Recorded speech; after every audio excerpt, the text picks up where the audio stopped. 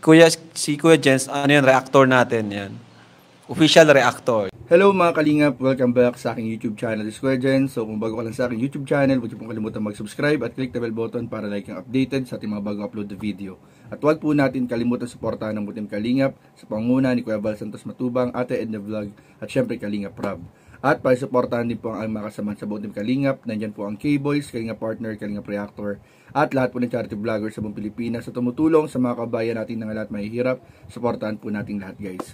At ito nga mga kalingap, kakabalik lang po natin ulit ang daet. At ito nga mga kalingap, isang malungkot po agad na balita ang sumalubong po sa atin mga kalingap dahil ang ating manamahal at sinusuportahang Carla Topular Vlogs mga kalingap ay nasa ospital nga raw po mga kalingap. Ito po ay napag-alaman po natin mga kalingap na kanina po nag-live po si Kuya Nel, si Mayor, at binalita nga po niya na na-hospital nga daw po, nasa hospital nga daw po sa kasalukuyan si Carla Topular mga kalingap dahil po sa UTI, isang urinary tract infection, isang infection po mga kalingap na ayun nga po sabi niya hindi okay naman na daw po si Carla, pero syempre mga kalingap marami pa rin po sa mga taga-suporta ang nag-aalala kung ano nangyari, paano nangyari, at maraming nagsasuggest din ng mga kailangan gawin po ni Carla para maiwasan ito at hindi na maulit. So, alamin natin dito sa vlog dito mga kalingap, ano nga ba ang mga posibleng dahilan ng pagkakaroon ng UTI at ano ang mga paraan para maiwasan ang UTI mga kalingap.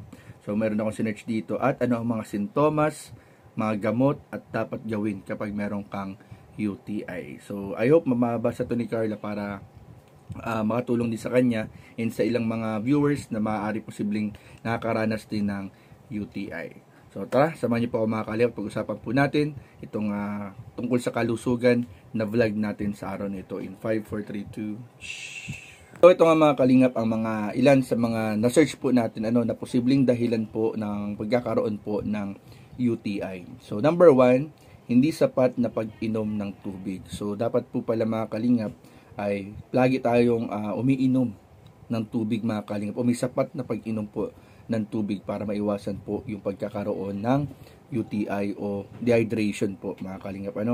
So pagpigil ng ihi, bawal na bawal din po yung nagpipigil po ng mga pag-ihi ng matagal. Ayan po, hindi tamang paraan, hindi rin tama yung process po mga kalingap ng paglilinis daw after mag-CR. Yung mga ganun po, may mga ganung kaso. So paggamit ng maruming comfort room, sabi dito. So yung paggagamit ng mga public comfort room, so dapat siguraduhin din na malinis bago gamitin yung mga comfort room na for public. So ilan din dito mga kalingap ay yung iba din natin babasahin kasi medyo sensitibo, pero yung ilan pa dito mga kalingap ay maaaring dahil sa mahinang immune system o pagkakaroon daw ng ilang mga sakit din tulad ng diabetes. So yun po yung mga posibleng dahilan din o pwedeng reason kung bakit nagkakaroon ng UTI kapag mahina rin ang immune system ng isang tao. Pagkakaroon din ng problema sa kidney, pero wag naman sana ikat natin yan mga kalingap, yung mga sakit-sakit na yan. Pero yun nga yung pinapaliwanag dito is pag medyo mahina ang immune system at ilang mga problema sa katawan ay posible ring dahilan ng pagkakaroon ng UTI. At dito sabi dito yung palagian daw dapat na na nagpapalit ng mga underwear regularly. Palaging paliligo, dapat daw malinis sa katawan, palaging naliligo mga kalingap. Sabi dito sa sa sinearch natin na mga dahilan ng UTI. So para maiwasan din ito ng ilang mga viewers, para hindi rin mangyari. Mga paraan para maiwasan ang UTI. Uminom ng sapat na tubig, 6 hanggang 8 baso. Iwasang pigilan ang pag-ihi. Lalo na sa mga bumabiyahe, di ba? Minsan pag nasa biyahe tayo, parang hanggat hindi pa ni-stop over yung bus or yung mga sinasakay natin ay minsan titiis yung pag-iihi. Yun, palaging malinis ang underwear, magpalit agad ng mga kung ano-anong ginagamit na pampersonal hygiene, maghugas ng kamay bago at pagkatapos gumamit ng CR, sabi po dito. Bawasan din ang matatamis at ang caffeine kung madalas magkaroon ng UTI. Ay, bawal pala guys din yung yung sobrang matatamis, yung mga sweets, mga caffeinated foods. Bawal din yung sobrang mahilig sa kape. Anak ko, yung palang pwedeng mga dahilan din. So, iwasan daw po yung mga caffeinated food. Sintomas ng UTI, madalas na pag-ihi pero kaunti lang daw yung naiihi.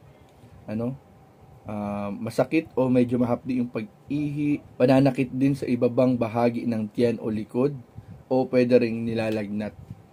Ayun, sabi dito sa na-search po natin. Mga gamot at dapat gawin. Ito naman po yung mga gamot at dapat gawin. Kumonsulta agad sa doktor at magpa-urinalysis. Ang unang test para makita kung may infection. At pwede rin ng mga antibiotics, pangunahing lunas, depende sa resulta ng test na gagawin po. So may mga binigay dito na antibiotics, pero syempre hindi naman tayo doktor, hindi tayo pwedeng maglabas niyan dito sa vlog natin, pero mas maganda talaga magpakonsulta agad sa doktor.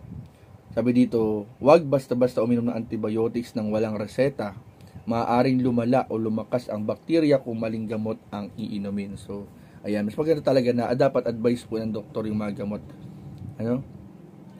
Ito naman yung mga dapat gawin habang may UTI ang isang tao. Uminom ng maraming tubig, iwasang uminom ng matatamis, alak at caffeine. Magpahinga. So, bawal din po pala yung sobrang over fatigue or pagod. Panatilihing malinis ang katawan. So, ayun po yung mga nakalagay dito. Kung madalas magkaroon ng UTI, maaaring may underlying condition, kaya mainam na kumonsulta sa urologist o OB-GYN para masuri ng maayos. So, yun po yung sabi dito mga kalingap. So, ngayon naman mga kalingap ay pag-usapan din naman natin at babanggitin po natin dito ang mga pagkain dapat kainin o kainin palagi kapag may UTI. Mga inumin. Sa inumin po mga kalingap, nakatulong po ang palagi ang pag-inom ng tubig, 6 hanggang 8 baso kada araw o higit pa. Nakakatulong din daw po ang buko juice, buko juice para po ma-flush yung mga bakterya. Sabi dito, cranberry juice, barley water, ayan. Sa mga prutas naman, maganda raw po mga kalingap yung pakwan, pinya, peras, mansanas, bayabas, cranberries at blueberries. Sa mga gulay, maganda po ang pechay, repolyo, kalabasa, talbos ng kamote, pipino, at sayote. Iba pang pagkain na nakakatulong ay ang yogurt, ginger o luya, whole grains, at mga munggo po, mga beans. So, ayun po yan dito sa na-search po natin. So, ibig sabihin mga kalingap, ito yung mga magandang.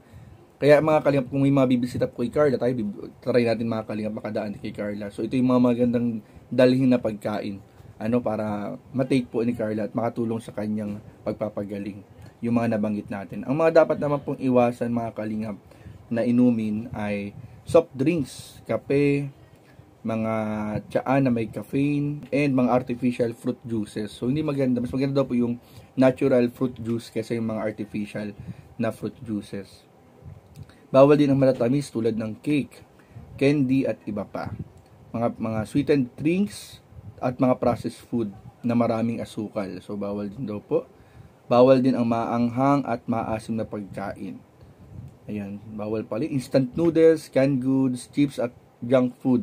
Hotdog, tocino, ham, bawal din po guys. So dapat ito yung mga pagkain na dapat naman pong iwasan. Yung mga nabanggit po natin. Sabi dito, tips sa diet kapag may UTI. Uminom ng tubig bawat oras kahit hindi nauuhaw. Piliin ang natural at sariwang pagkain. Iwasan ang pagkain makalalakas sa ihi o makairita sa bladder. Kung umiinom ng gamot, sundin ang reseta at sabayan ng tamang pagkain. So, ayan po mga kalingap, yung ilan sa mga pagkain na dapat kainin at iwasan kapag meron kang UTI. So I hope na makatulong ito. Sana mapanood ito ni Carla at makatulong. At sa iba pang mga viewers po at mga taong nanonood na posible na dumaranas din ng ganitong klaseng infection ngayon sa katawan nila. So sana makatulong itong video na ito para makapagbigay ng tips at idea sa mga dapat nating gawin. So yun lamang po at maraming po salamat mga kalingap. Ipagpatuloy lang po natin ipanalangin na agarang paggaling po ni Carla Topolar. At nawa po ay makalabas po agad siya ng ospital. So yun lamang po at maraming po salamat. Jesus loves you. God bless po mga kalingap. Bye-bye.